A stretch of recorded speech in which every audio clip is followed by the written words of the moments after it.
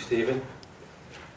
I'm going to read from a new sequence about artists and writers in London, split into two parts, 20th century artists and writers, and then Jacobean writers. And I'm pleased for the latter. We've had a nice steady theme of erotica transcendent to pornography, which fits in perfectly with my second sequence. We're going to start with Francis Bacon, 1944. Mild blitz snares grazing on hare's bone, mild bruised gums rinsed red by half bricks, mild shrunk gas masks descaled with calcium, mild flaked roses scented by gas lamps, mild wet sirens dosing on death shock, mild helix sphincters clamping wormed pink, mild dead lamb's bone flaking from shoulder, mild frost trench foot dented in nettles, mild white slugs mangled by salt, mild wound navels and bombed out structures, mild marble fat minced new by silence, mild black cavities on SE1 railings, mild boiled oxtail served with black larvae, mild freaked organs lactating the crucifix. 1967, this poem's thought about Barry McSweeney. I'd like to dedicate this to my friend Antonio, who's here this evening. He's an incredible artist, and it turns out publishing as well. He's just published a series of 6 broadsheets based on a concrete series from the 60s. If you want to find out more about that, you can speak to me afterwards. I'll tell you about it. And when we were sitting there before, Antonio just mentioned Barry McSweeney by chance, an old letter that he found from Barry McSweeney's first wife in the 60s. And I was going to read this poem anyway, so Antonio, this is for you. And the background of this poem is apocryphal, as all backgrounds to poems should be. It's about Barry McSweeney giving his first reading in London in 1967 at Better Books at Charing Cross Road. And apparently, now let's take the apparently out, and what happened was Jeremy Prynne, the Cambridge poet, was at the reading and was so impressed by what he saw, he took Barry McSweeney into his car and drove him to Cambridge. The person driving the car in the poem is obviously Jeremy Prynne. Less than a grub specked in the engine's womb, less than a lock picked by the wind, less than fame, money, love, less than woodlouse, less than Rambo, less than health, less than gravel, less than dole, less than truth. A Bash Street kid's bouffon splits ends in a crore of consonants, a moment of no blue plaque on Charing Cross Road. McSweeney was here, before the undertaker flanked in Soviet black, hair grey as hoarfrost, bled by forged passports, took you away from the glare of your audience in the back of a car, destination Cambridge, via Holborn, Euston, Hampstead, a mass crowd of stars swerving into side doors, a dog rug, an ashtray, a manual handle, the stars numerous as the fizz of alcohol, the back of the undertaker's head transfixed, bigger than Johnny Cash, Chatterton, Dylan, his steady silent hands tapping out more than words, that motorways are just dictionaries with space inside, Cambridge 59 miles, adrenaline sporing your blood's comet tails, too drunk to guess, all motorways fork in silence.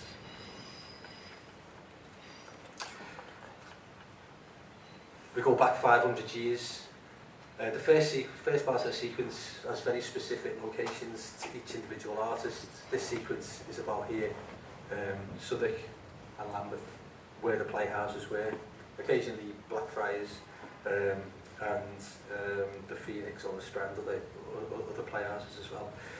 And the process for these poems is basically I occupy the language of a Jacobean play for as long as it takes to write the poem, which sometimes isn't very long at all. This one's The Revenger's Tragedy, which is ascribed to Turner, although later it's been ascribed to Middleton. But I'm gonna kind of re-attribute it to Turner just so I can read this quote from Eliot, which said Turner was a highly sensitive adolescent with a gift for words. The Revenge is Tragedy. I've seen skulls with better teeth than this, excessive in death as in Unoch's archived Playboys. After the extraction, the black socket in the ditch of the mouth, a debit of bones cindered in corsets as Southwark's abscess drains green in the Thames. Just another parched and useless Luxor. Back in the summer house, I kissed a face once new, now skulled nude, just to feel what absence was. A rat bloated the one hole of light, and now all authorship is apocrypha in the gross scheme of things. I wear these bones in my mouth when we kiss, so you know how the grave plugs the mud with the fillings of us. A bone setter, one that sets bones together, counts for me the citrus pip set in the black cement, men tossed over ship at the cut, where white noise is a street cleaner buffing an ambulance exhaust.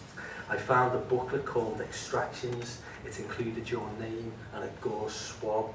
Here comes death dressed as folly, and it's like the reapers fancy dressed for the call centre. I have failed once again. I have no brother, super vacuum. I have no brother, ambition. Link me in the rain, where the cockroach in the cab scratches its back with wipers. Link me because what are teeth but calcified time, plugged in pulp and dentine and gumline. The globe on Google Earth like a ship basin of rivets, a cistern of balconies, where the pink skin waxes rearwards like a hymen returning against the tide of gravity. The cavity is just the apex before the acrid pestle, the crown of the tongue tip. If you Botox my mouth, then it's cake and sack through the stent of a straw forever, and you drain the canal of me back to its source, where the heart in its dagger invents the silence, where the tongue in midnight fire consumes its purpose. The White Devil, John Webster, undoubtedly the greatest writer of the period in my view. Incredible things with language. Also, it turns out the least successful and the one who struggled to make a living out of writing. So, you know, insert favourite current poet here, replacement most least hated, most least favourite successful poet over there, and not much changed in 500 years. The White Devil. Late nights around the eyes, claws of blackbirds, woke 3 times to configure double negatives, air sat sleep, translucent. In the dearth of winter, this audience has less wit than sparrows. Eros ball player whose side you won, you're no Bill Shankly. Never share one madness with another, it's subjective therapy and blood on your shoes. Void out the earth and scatter our bones. Do it at the Red Bull, Clerkenwell, where the hedge funders took our players, seized our seats. We want back what's rightfully ours, our concessions on tragedy. Don't paint yourself white. It washes the rain like London clay down gushes of mushed petticoats. We outbrave the stars with several kinds of light. And if there's a white devil, there's a black star, drawing us to the river's marshes, after houses, straining itself into the Thames of Blackfriars. The zombies of ambition never come here. These hours belong to us, when the pit has moshed us by syntax, when the language we have paid for has made us sweat, and all that is left is to make our bodies act out the desires they now have words for, images of us now subtitled in a way most modern. Don't paint yourself white until you're running white inside, like the poet forewarned us. If you say you don't want it, you want it. This is the double negative of the flesh, which the brain in its maggot folds hardly watches. It has nothing to hatch. There is no choice. I tried to get out of this semi-pornographic, kind of Jacobean pornographic, which is different. It's without visuals. It's okay. You paint your own visuals, the mind fills the gaps. I thought, A New Way to Pay Old Debts by Philip Massinger. This will be a political poem. It's not a political poem. It's A New Way to Pay Old Debts is set in rural Nottinghamshire.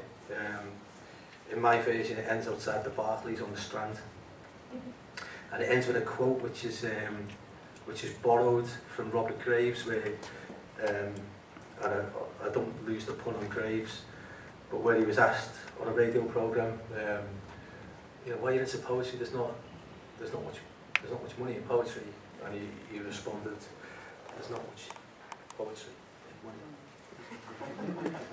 A new way to pay old debts. Toenails black in the petty cash, burnt pennies, you cormorant, you catspaw, you cruel extortioner. Beer and debt, more my endorphins, you bratch, you dogbolt, you hellhound, beats and kicks him. This is the anniversary of selling your soul to H&T Assurance, APR 549%.